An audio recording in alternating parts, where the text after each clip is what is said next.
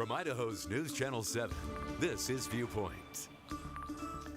Hey, welcome to Viewpoint. I'm Joe Parris here with you on a Sunday morning, and we are a little more than a week away from Election Day, coming up on November 7th in Idaho's capital city. The big ticket item on the ballot is the race to be Boise mayor. There are 4 candidates in the race: current Mayor Lauren McLean, retired Boise Police Chief Mike Masterson, community advocate Joe Evans, and bodily autonomy advocate Aaron Reese. Now, 2 of those candidates joined us this past week for a live hour-long debate, and we've seen your questions about why those 2 joined us. And to be transparent, those were the 2 candidates that qualified under our traditional campaign finance rules. I understand critics that didn't like that decision, but we do need to draw the line somewhere. No disrespect. If you want to see the 2014 Idaho Republican primary debate in the governor's race as an example as to why we draw a line. All 4 candidates, though, have had multiple opportunities to interact in public for the voters. But this past week, current Mayor Lauren McLean and retired Boise Police Chief Mike Masterson, they talked live on KTVB about the big issues the people of Boise are asking about. And those are also 2 candidates that we get the most questions about by far. So we wanted to key in on 2 major sections of the debate for voters. The first for you this morning is public safety and policing. Here's where the candidates stand on policy and controversy. The city is facing a collection of lawsuits right now, specifically from former current police officers, in particular in the wake of the issues involving the Office of Police Accountability. In hindsight, this question is for Mayor McLean. Do you think the overall handling of the situation with internal complaints against former Chief Ryan Lee and the subsequent fallout with the OPA and its former director, Jesus Hara, became a liability in the end? And how could you have handled it differently? Sure. You know, what I've learned is that policing tends to be litigious. In fact, when I was elected mayor, I inherited lawsuits from the last administration because, as I've learned, policing tends to be litigious. Safety is important. And when I look back on what we've done, crime is at the lowest rates we've seen in years. We've invested meaningfully in the departments. I hired a police chief.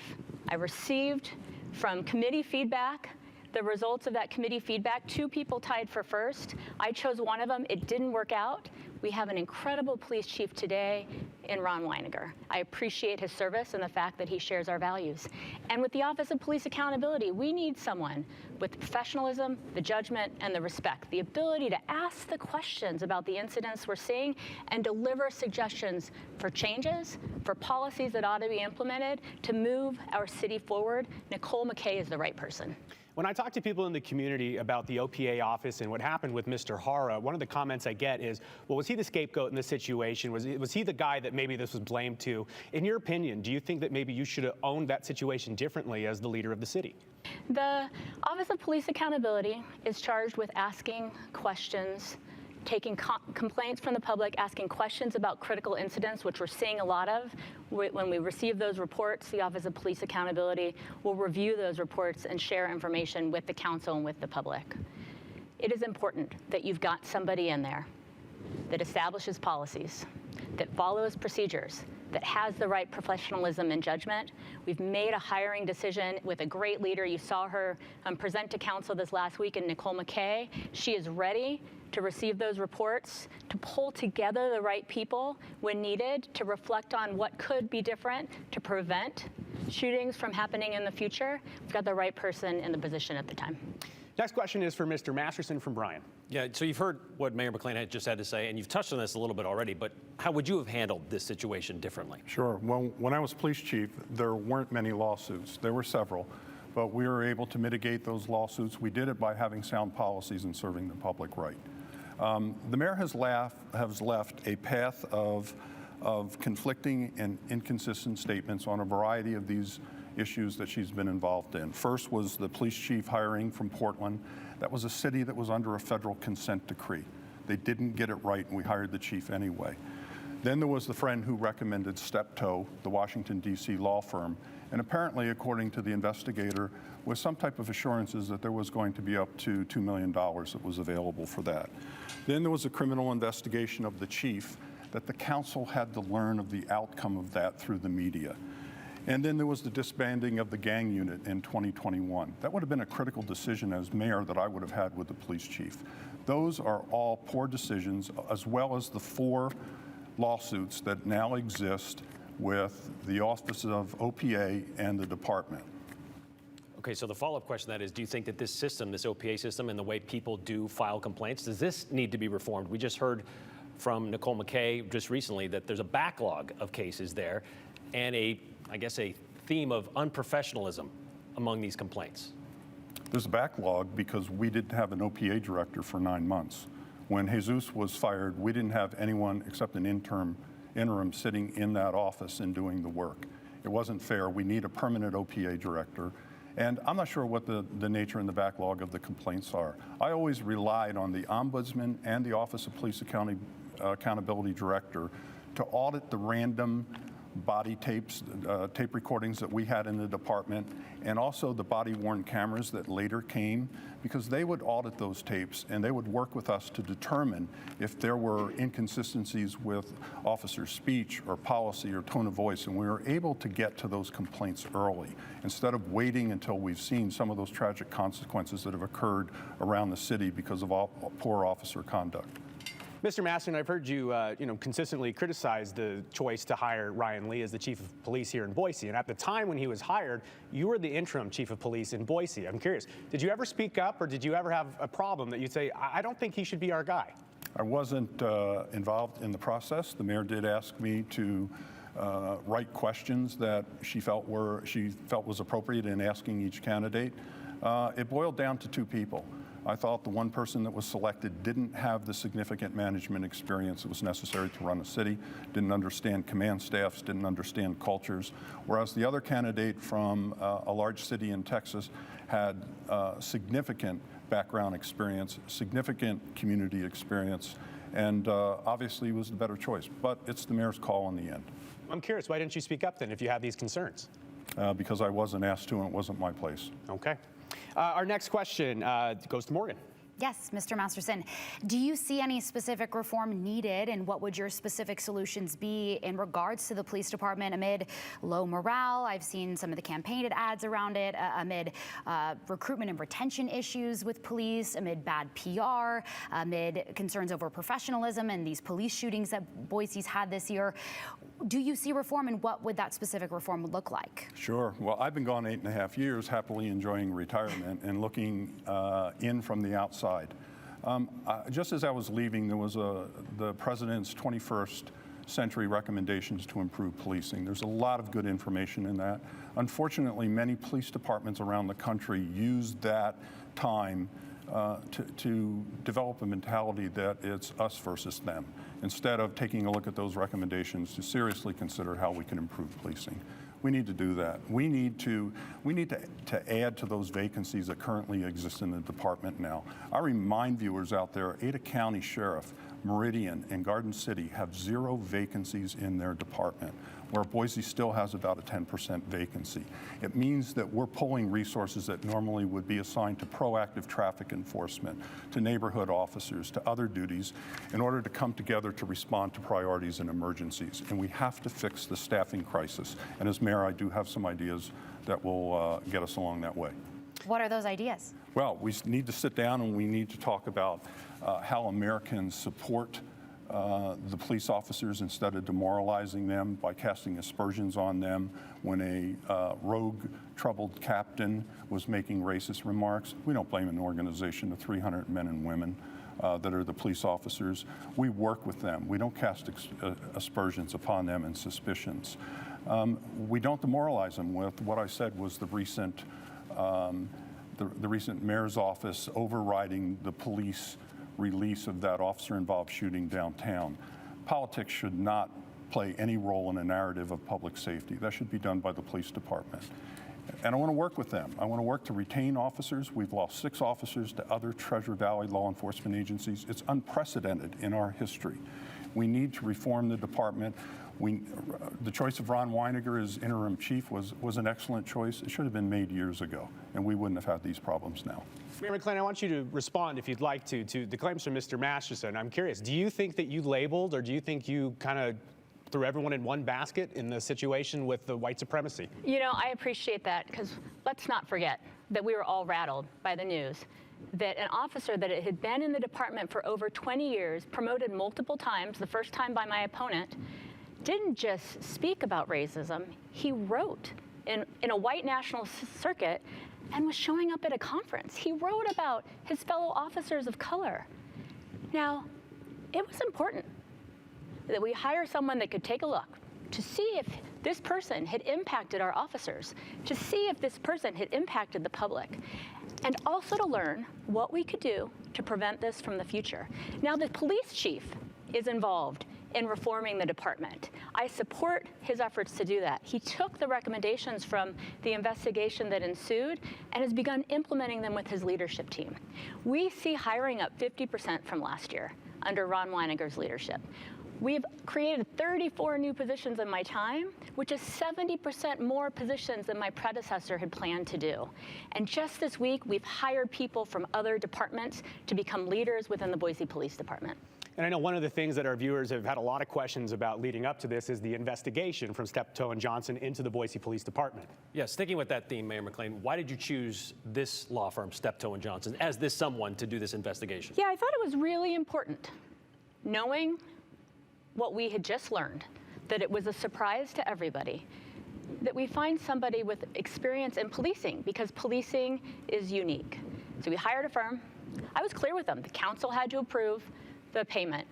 The council approved the payment up to $500,000. I said, you know what? I need you to look at this. I want to understand what needs to be done within the department, if anything needs to be done within the community, to ensure that this doesn't happen again. He provided a report with 9 recommendations in it, including the need to look at data, which the Office of Police Accountability is doing. Under Ron Weininger's leadership, Chief Weininger has taken those recommendations and is implementing them in the department to make sure that this doesn't happen again, and really to make sure that the best officers in Boise Police Department are successful in being promoted through the years.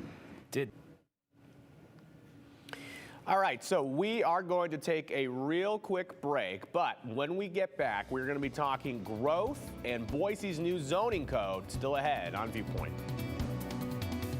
Now's the time for cleaner indoor air with an air duct cleaning from Stanley Steamer. You've known us for carpet cleaning, but we've been cleaning air ducts for over 20 years. We do things the right way, cleaning your entire system. So if you need an air duct cleaning, call 1-800-STEAMER today. A+ Satellite is your friendly Dish Premier local retailer. But we're not just installers, we're your neighbors. With Dish, you get access to hundreds of channels, including your favorite sports, movies, and shows. The best part is when you choose A+ Satellite, you're not just getting great service at an exceptional value, you're supporting your local community. Why sit on hold with an 800 number when you have access to the local experts at A+ Satellite right here at Fairview and Eagle behind Krispy Kreme? Service, trust, and value. That's A+ Satellite. Come see us today.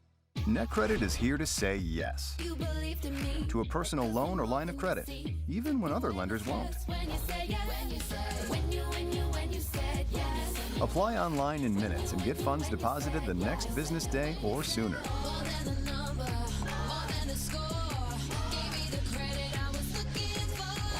Go to netcredit.com. NetCredit. Credit to the people. Tonight after the game, moved from Samoa to America as a kid, given a chance at the University of Idaho, and goes all the way to football's biggest stage. Playing and winning games and making it to a Super Bowl. Tonight, we catch up with former NFL player and Vandal Mike Upati, his journey to the league, what his roots mean to him, and life now in the Gem State. Tonight after the game on KTVB, Idaho's News Channel 7. Stanley Steamer has been proudly cleaning homes and businesses in Boise and the surrounding area since 1993. No matter the surface, we can get your home or business cleaner and healthier. Schedule today. Stanley Steamer gets your home cleaner. Welcome back to Viewpoint, jumping right back into the debate between Boise mayoral candidates, incumbent Mayor Lauren McLean and one of her challengers, retired Boise Police Chief Mike Masterson. The two disagree on the new zoning code in Boise and ideas to handle housing, the homeless, and growth. Let's get to zoning and growth. Yes, we're going to talk the upzone right now. All right, panel. Brian, we'll start with you. This one is for Mayor McLean, talking about the zoning code, the new zoning code. It's been years in the making to come together with this one. The whole idea is to kind of build up, improve, increase density when allowed, and kind of allow some transportation issues that are handle some of those transportation issues that have been a problem. So the question is, what would you tell people who don't agree with the way the current zoning code was approved? You know, I was talking with a voter in our backyard on Sunday, and we had this discussion. The modern zoning code was so important because our code was from 1960s, so before a lot of us were born. Outdated, exclusionary. We needed to make sure that we had a market-based approach that reflected really a roadmap, if you will, of the homes of all shapes and sizes that Boiseans want to see. So in some neighborhoods and along busy streets, that might be mixed-use residential apartments on top and coffee shops and those small businesses that our voter asked about on the bottom, where you can walk to a bus stop, walk to a park, walk to a school. In other neighborhoods, it might be cottage courts, accessory dwelling units behind, people living together amongst each other to strengthen neighborhoods. Modern zoning code reflects the vision Boiseans had for the city, provides the tools to make it real, and ultimately the opportunity for more homes at Boise budgets right here in our city.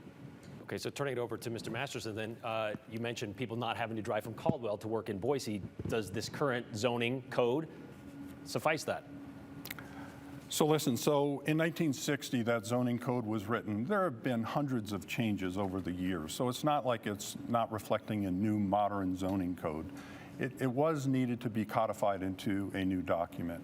My problems with the zoning code are not the density that it creates in the downtown area with residential, commercial.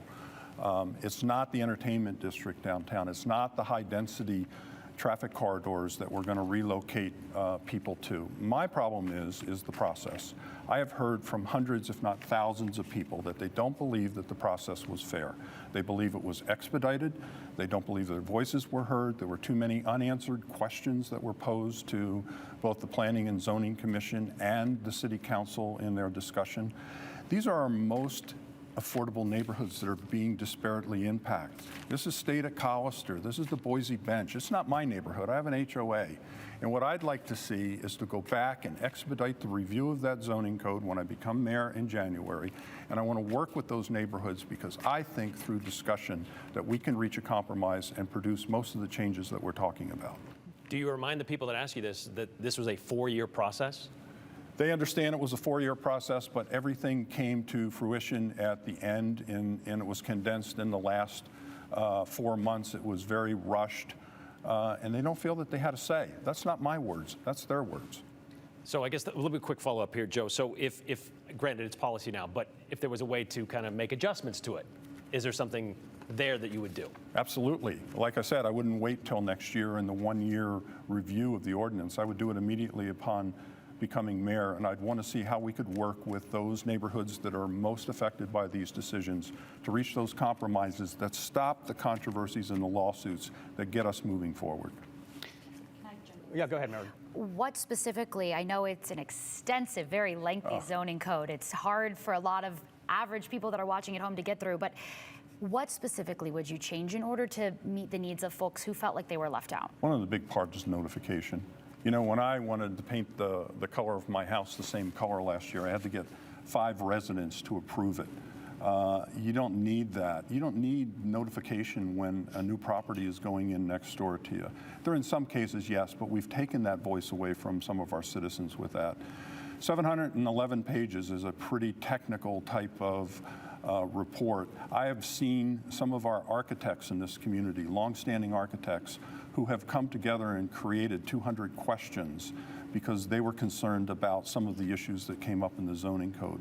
And it's those types of questions. It's the surface street parking that doesn't appear to accommodate the types of housing and the cars that will be available there, where people are going to begin parking on the streets and congesting our neighborhoods, and again, creating issues of traffic safety concern and noise.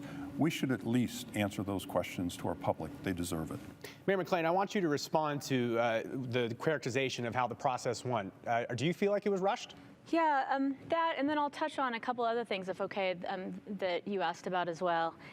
I am so grateful to the Boiseans that engaged in this process, and there were thousands of them.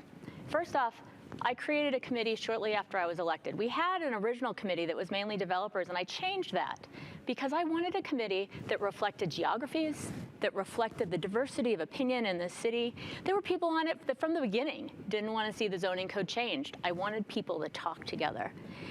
We got one version. There was a lot of discussion. We heard from thousands of people in the city, whether it be surveys, at neighborhood meetings that we had at libraries and in parks and other places, in conversations and emails that I received. Changes were made to reflect the character of the neighborhood. Went back out again. We even had a Boise State intern that went to Mexican markets and laundromats and different places to hear from folks about what they wanted their city to look like.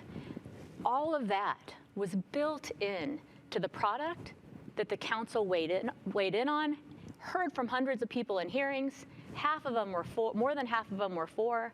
They made changes based on the feedback they received from the public and passed it unanimously.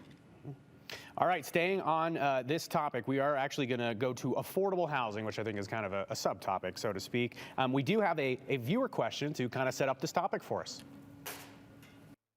I'm wondering how the mayoral candidates are going to approach affordable housing. There you go. As simple as that. So we're not going to have that just be the hanging question, of course. We will have a more specific question, or else we could be here for hours. Morgan, how you doing? Here we go. Yeah, here we go. That really tees up something that you spoke to earlier, Mayor. You said that you've created a lot of private-public partnerships to invest in affordable housing. Is that enough, or are there other innovative partnerships that you could potentially explore if elected for another 4 years? Oh, I love the question, and thanks to the viewer for asking this. You can never have enough partnerships. I mean, and no city can do that, no mayor, no city can do this alone. I'm really proud of the partnerships that have delivered housing so far and the ones that we're working on to deliver in the future. We took an all-hands-on-deck approach to housing, built a housing team, said, okay, what do we need to try? Well, I mentioned the land bank where we said, okay, we've got city land that's parking lots and weedy lots. Let's put it out for the best idea in partnership with developers, with agencies that manage affordable housing, and requirements that this housing be affordable for years to come, so that the folks that are building our city, that are working in our restaurants, that want to live here have opportunities. We partnered with our urban renewal district, and we're seeing with their partnership and the partnership of developers, new housing downtown that's affordable, not just for those with lots of money. We've worked with nonprofits like LEAP on homeownership options. There's so much more. I can't even begin to name all the partners. My time is up, so I'm going to pause and hope that I have a chance to talk more about what we're doing. And Mr. Masterson, do you agree with the direction that the mayor and the city have been heading in those partnerships, and what other innovative partnerships could you bring to the table if elected? Sure. I agree partially. I think that we have done a good job at bringing O'Dare and Valor Point to our community. I was part of the effort in the administration that planned for that.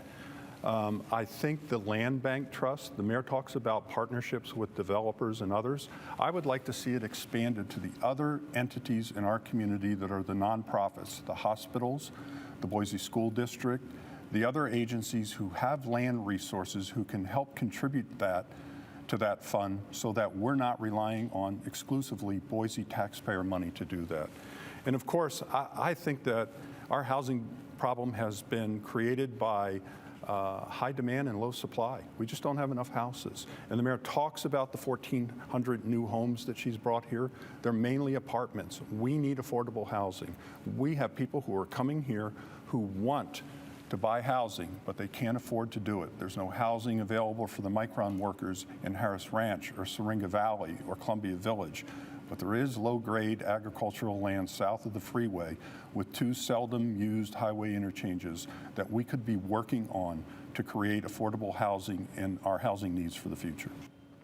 And you can watch the full debate right now at ktvb.com and the KTVB YouTube channel. Also wanted to thank the panelists during the debate, my great colleagues Brian Holmes and Morgan Romero. We're going to wrap up Viewpoint right after this break. Wake up, people! Rotten sleep means rotten moods, rotten backs, rotten health. Rotten breath goes without saying, but you're in luck. During the Veterans Day sale at Denver Mattress. Save $100 on all Aspen mattresses, or take $50 off any Easy Choice. Purchase any Tempur-Pedic and get a $300 gift, plus 4 years no interest and free shipping. Kick that rotten sleep to the curb, only at Denver Mattress. The easiest way to get the right mattress. For over a century, local broadcasting has evolved with the needs of the community. We move past the stigmas of opinion journalism and bring the most relevant news online, on air, and on the go. You have trusted us with your news, sports, weather, and entertainment. Trust us to keep moving with you. Text TB to 52886 and tell Congress local broadcasting is here to stay. There are trucks, and then there's the GMC Sierra. Available with the connected driving experience. And the world's first 6-function multi-pro tailgate. GMC Sierra. It's the truck.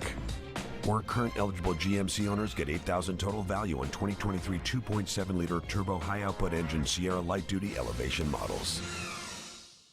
Rise and shine, Idaho. Early mornings on KTVB are the place to be. Between 2 and 5 a.m., get the freshest headlines from around the world on Early Today.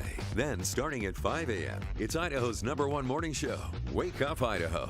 Stay informed with your trusted source for local news, traffic, and weather. And at 7, it's The Today Show. Top national stories, in-depth interviews, and exclusive features. Watch KTVB for the morning news experience.